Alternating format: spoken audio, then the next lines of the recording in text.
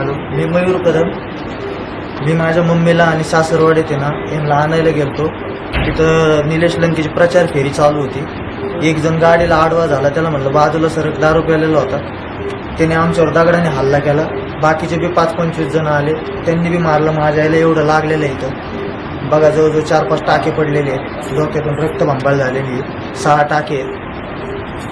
तर ही कोणची दहशत आहे? निलेश लंकेला निवडून दिल्यानंतर किती अवघड काम होणार आहे तुम्ही जाणून घ्या. मग हेच माझं सांगणं आहे सगळं पब्लिक. बायकोवर पण हात उचललाय, माझी बहिणीवर हात उचललाय, सगळ्यांना मारलंय माझ्या.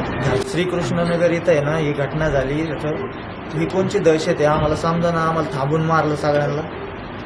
तर हे आता सहन करण्यासारखी गोष्ट नाहीये. बघा आता तुम्ही काय करायचं ते. अवघड खेळ झालेला आहे. माझ्या आईला लय मार लागलेला आहे. मी गुन्हा पण दाखल करणार आहे सर. शिवाजीनगरवरून आम्ही श्रीकृष्णनगरकडे चाललो होतो. चालता चालता प्रचार चालू होता.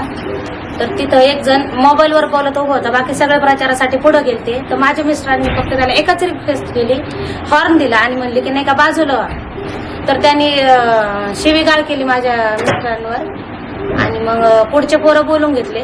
तर काही पोरांनी पण आहे ना माझ्यावर, माझ्या सासूवर आणि माझ्या नंदेवर हात उचलला. आणि माझ्या सासूचं हे बघा एवढं डोकं फोडलेलं आहे, साडी सगळं रक्तभंबाळ झाली. हा कोणता प्रचार करण्याची पद्धत? एवढंच मला सांगायचं. काहीतरी कारवाई झालीच पाहिजे याच्यात.